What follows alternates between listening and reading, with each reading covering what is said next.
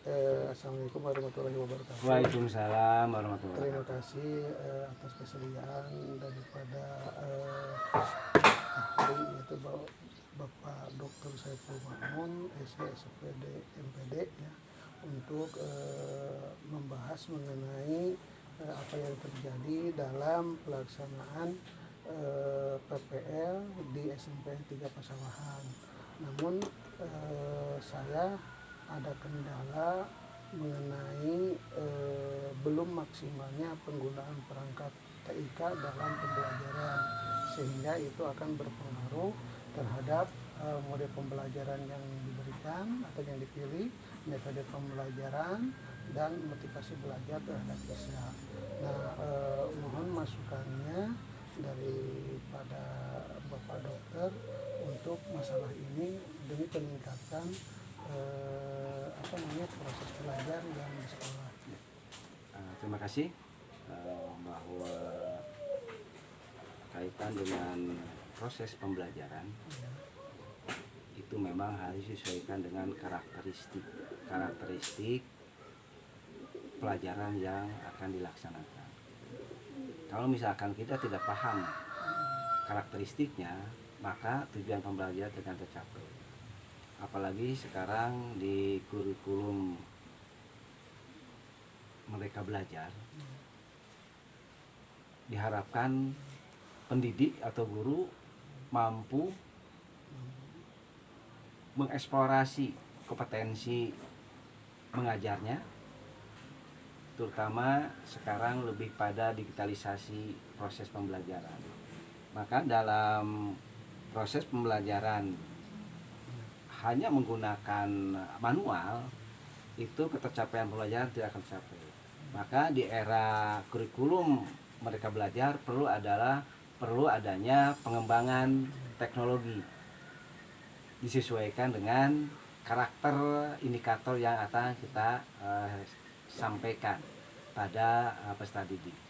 Nah, misalkan kalau kita mengajar menggunakan model pembelajaran PBL, ya, otomatis kita harus menganalisis model apa yang kita gunakan, terus media apa yang kita akan sampaikan. Maka lebih cocok kepada penyampaian dengan video, ya, video tentang tujuan pembelajaran dicapai. Itu lebih cocok untuk model PBL, ya, lebih cocok. Kenapa lebih cocok? Karena yang namanya PBL itu siswa dirangsang ya untuk berpikir kritis, ya, berpikir kritis, melihat, mencermati dan mengamati. Dari mulai input, proses sampai outputnya. Jadi siswa paham, apalagi misalkan Pak Engkan ya kan pada saat mengajar tentang materi perdagangan antar daerah dan antar pulau. Nah, kalau misalnya menggunakan hanya gambar ya kan, slide ya, PPT, itu ketercapaian pembelajaran tidak akan capai. Karena anak merasa ini apa? Gambar apa? Nah, itu kan. Nah, artinya harus ada yang namanya gambar bergerak. Ya, gambar bergerak. Maka dibutuhkan media ya video ya kaitan dengan pembelajaran. Nah, itu salah satu model pembelajaran dari PBL. Banyak lagi model pembelajaran ya dengan media PBL itu lebih banyak. Contoh misalkan siswa diberikan masalah ya, studi kasus ya kan. Anak misalkan kaitan dengan perdagangan ya, kita bawa anak ke pasar. Nah, dibuat kelompok. Nah, itu bisa gitu. Nah, karena sekarang tidak terfokus pada kelas. Yang namanya kampus mereka belajar itu tidak fokus pada kelas. Ya, gimana guru punya kemampuan untuk mengeksplorasikan ya kan supaya kemampuan anak terlihat. Ya, satunya adalah tadi APM ya. Analisis ketercapaian bukan asesmen kelas ya, itu bukan namanya sekarang itu AKM. Nah, lupa lagi AKM itu kan salah satu contoh AKM. Nah, dari sana, berangkat dari sana guru mampu melihat kompetensi anak. Maka model pembelajaran itu menggunakan model pembelajaran audio visual.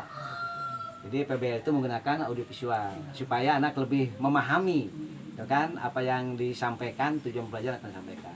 Nah, metodenya, ya kan, bisa metode tanya jawab, ya kan, bisa metode diskusi gitu.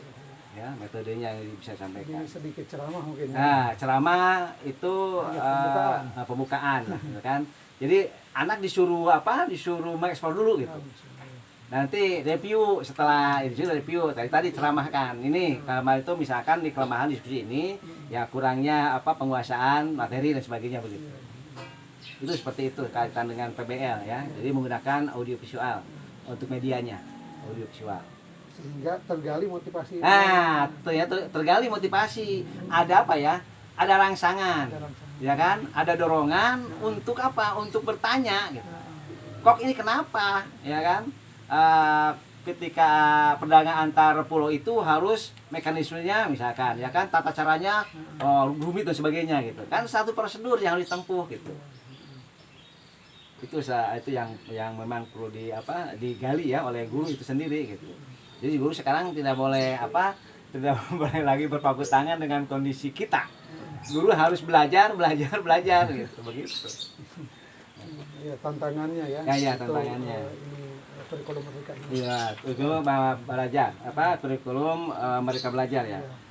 Oke, terima kasih. Untuk yang pertama, berarti harus lebih mengedepankan untuk merangsang peserta didik melalui sebuah video. Video siapa ya?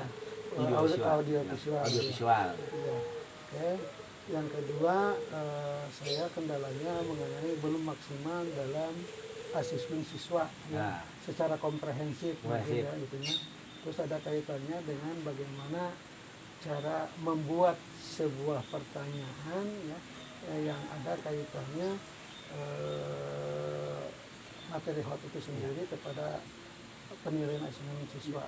Jadi kalau asesmen siswa itu dilaksanakan pada sepertiga akhir mau selesai pembelajaran. Sepertiga. Ya, setelah selesai diskusi, dijelaskan sebagainya, ya kan, baru kita memberikan asesmen, ya kan, pada siswa. Ya, pertanyaannya, questionnya itu bisa berupa question secara terstruktur atau tidak terstruktur. Nah, kebanyakan, ya kan, guru itu menggunakan terstruktur gitu kan. Misalkan coba sebutkan, ya kan, artinya siswa diharapkan menjawab itu sesuai dengan apa yang sudah dipelajari. Nah sekarang tidak lagi seperti itu gitu. Siswa mengeksplorasi tapi tujuan pembelajaran tercapai gitu. Ya, misalnya pertanyaan bagaimana kondisi, ya kan, misalkan kondisi pada saat Anda lihat di video audiovisual itu ya tentang perdagangan antar pulau. Nah, itu anak lebih mengeksplor, ya kan? Jadi tidak lagi pada sebutkan.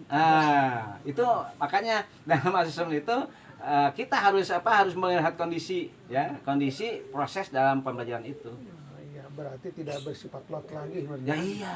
Ya maksudnya yang sekiranya jawaban yang pasti. Nah, jadi letterlek lah sesuai dengan apa yang disampaikan guru, itulah yang yang akan disampaikan juga oleh siswa gitu. Gitu. Jadi tidak menggiring kepada ekspor siswa itu sendiri. Iya. Oke, ya.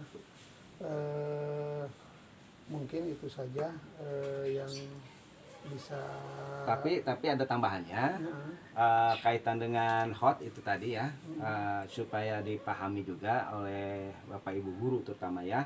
Pertama kaitan dengan bagaimana kita mampu mentransformasikan konsep ya kepada siswa.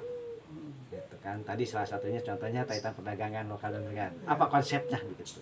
Itu yang pertama. Yang kedua kaitan dengan asesmen ya, korelasinya atau misalnya pendekatan hot. Yang kedua adalah proses menerapkan informasi. Jadi bagaimana kita memberikan konsep informasi kaitan dengan perdagangan antar daerah, antar pulau melalui misalkan melalui ya, IG, melalui itu salah satunya. berarti tipek. Promosi dan sebagainya begitu. Yang berikutnya adalah mencari kaitan dengan berbagai informasi yang berbeda-beda. Artinya hot itu siswa mampu memilah, ya, memilah. Oh, ini adalah perdagangan lokal, sifatnya ini. Oh, ini perdagangan antar pulau, ini sifatnya ini gitu. Nah, itu kaitan dengan asesmen, ya, dengan pendekatan hot thinking gitu kan. Nah, berikut terakhirnya menggunakan informasi yang untuk menyelesaikan masalah. Artinya siswa mampu melihat masalah itu bisa diselesaikan dalam konteks tadi audiovisual. Oh, masalahnya ini nih, terletak pada ini. Bisa mengidentifikasi. Bisa keterlambatan ya Pak, dari pulau ke pulau itu terlambatan karena apa? Karena ada mekanisme dari bea cukai dan sebagainya. Nah, itu pendekatan asesmen dalam konteks hot gitu. Itu salah satu pendekatan dari asesmen itu. Ya.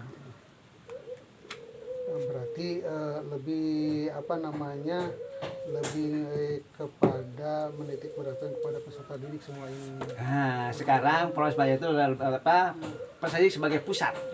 Nah, student center. Nah, student center. Jadi bukan guru lagi sekarang. Gitu kan? Kalau misalkan dalam era 4.0 ini, kalau misalkan hanya guru sebagai pusat, ya artinya guru sudah berhenti saja di guru. Jangan nanti harus berubah ya. Artinya kan itu, artinya harus berubah begitu.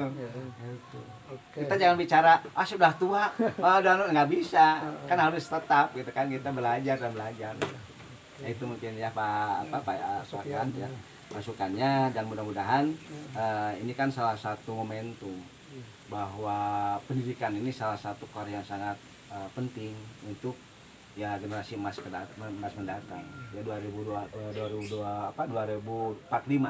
generasi emas kita akan menuju ke sana. Artinya dari guru dan murid bahu-membahu untuk mencapai generasi emas Indonesia emas.